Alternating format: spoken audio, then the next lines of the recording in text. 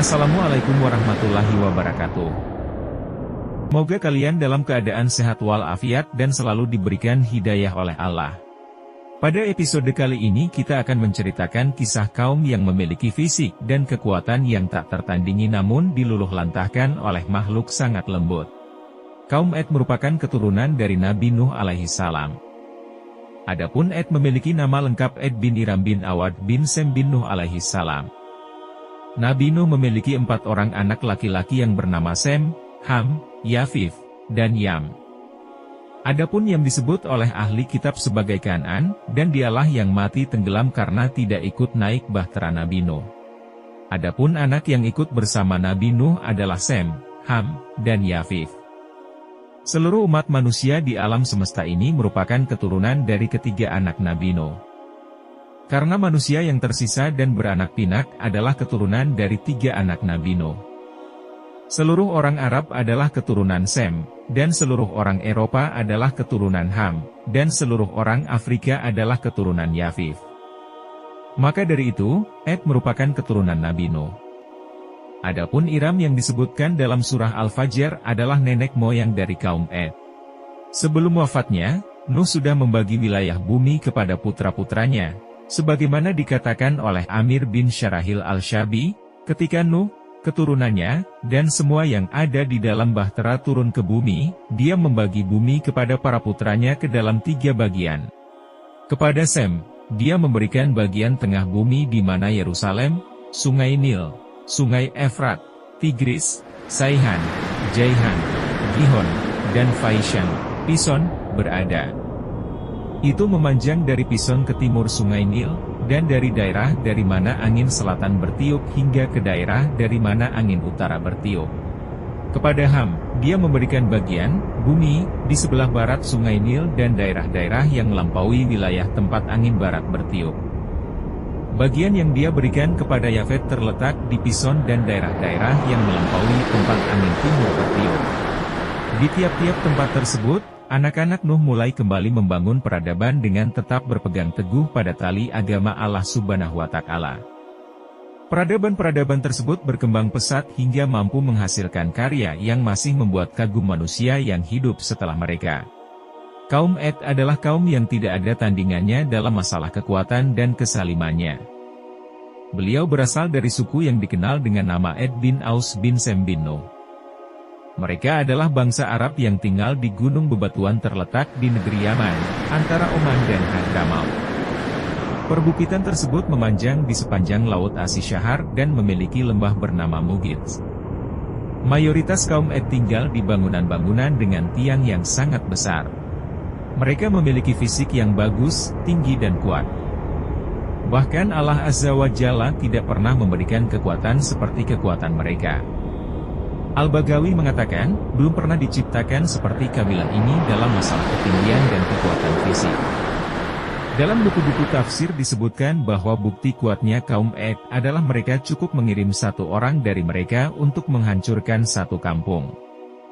Adapun tingginya kaum Ad disebutkan mencapai 50 hingga 100 meter. Akan tetapi pendapat tersebut tidak memiliki dalil dan hanya cerita Israiliyat. Pendapat yang benar adalah kaum Ad adalah kaum yang tinggi, tapi tidak lebih tinggi dari Nabi Adam alaihi salam. Kehidupan kaum Ad sangat makmur, mereka bahkan memiliki peradaban yang tinggi dan unggul dalam bidang pertanian dan arsitektur. Tempat tinggal mereka adalah tempat tinggal terindah dan terbaik serta kokoh. Mereka berlebih-lebihan dalam masalah ini. Mereka banyak sekali membangun bangunan megah, padahal mereka tidak butuh. Mereka melakukan itu hanya untuk unjuk kekuatan dan kemampuan. Mereka juga memiliki banyak harta dan binatang ternak. Sebagian besar lembah tempat tinggal mereka dijadikan ladang pertanian yang subur dan hijau. Namun semua kenikmatan tersebut tidak menjadikan kaum Ad hamba-hamba yang beriman kepada Allah. Kemudian Allah mengutus Nabi Hud untuk memberi peringatan kepada mereka dan mengajak mereka menyeru hanya kepada Allah. Ini dilakukan karena pada waktu itu mereka menyembah berhala yang bernama Samud, Sada dan Al-Haba. Menurut Ibnu Katsir, kaum Ad adalah kaum pertama yang melakukan penyembahan berhala pasca banjir besar di masa Nabi Nuh. Ketika Nabi Hud berdakwah kepada kaum Ad, mereka tidak mau menerima dakwah tersebut, bahkan menuduh Hud adalah orang gila dan pembohong. Mereka menolak dakwah Nabi Hud dengan alasan bahwa mereka tidak ingin meninggalkan apa yang telah diajarkan nenek moyang mereka, juga dengan alasan bahwa mereka tidak meyakini kebenaran risalah yang dibawa oleh Nabi Hud sebelum beliau mendatangkan bukti kebenarannya, seraya mengancam bahwa Tuhan-Tuhan mereka akan mendatangkan kecelakaan kepadanya. Setelah kaum Nabi Hud mengatakan bahwa mereka tidak akan beriman dan meminta agar diturunkan azab jika memang Nabi Hud adalah benar utusan Allah, maka Nabi Hud berkata kepada mereka, "Sesungguhnya pengetahuan tentang azab hanya pada sisi Allah, dan aku hanya menyampaikan kepadamu apa yang aku diutus dengan membawanya, tetapi aku lihat kamu adalah kaum yang bodoh." Kaum Nabi Hud masih saja menolak dakwah Nabi mereka dan menampakkan kekufurannya. Maka Allah mulai menurunkan azab kepada kaum tersebut. Azab tersebut diawali dengan musim kering berkepanjangan, 3 tahun lamanya tidak turun hujan. Masyarakat pada saat itu, apabila mengalami kondisi yang genting, mereka memohon pertolongan kepada Allah dengan kehormatan dan kemuliaan Baitullah.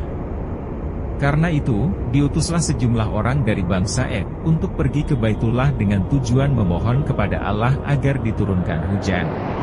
Ketika tiba di perbatasan kota Mekah, mereka singgah di kediaman Muawiyah bin Bakar. Mereka tinggal di kediamannya dengan berpesta minum khamar serta dihibur di 2 wanita yang disediakan Muawiyah. Mereka lupa terhadap misi mereka sebenarnya, sehingga mereka tinggal di sana sebulan lamanya. Baru kemudian mereka sadar dan pergi meninggalkan kediaman Muawiyah menuju Masjidil Haram lalu berdoa dan memohon kepada Allah agar segera diturunkan hujan kepada kaumnya. Kemudian Allah menjadikan 3 macam awan, ada yang putih, merah dan hitam. Lalu ada seruan yang diarahkan kepada mereka untuk memilih awan mana yang mereka inginkan untuk kaumnya. Mereka memilih awan yang berwarna hitam dengan anggapan awan tersebut lebih banyak airnya. Lalu Allah menggiring awan hitam di atas bangsa Ad. Melihat hal itu mereka bergembira dan mengira bahwa permohonan mereka akan dikabulkan dan hujan akan segera turun. Namun ternyata perkiraan mereka meleset total. Awan yang mereka kira bakal menurunkan hujan sesungguhnya membawa angin yang membinasakan. Alih-alih hujan yang akan turun membasahi bumi mereka, justru yang terjadi adalah badai angin dahsyat selama 7 malam dan 8 hari berturut-turut sehingga membinasakan siapa saja yang menimpanya.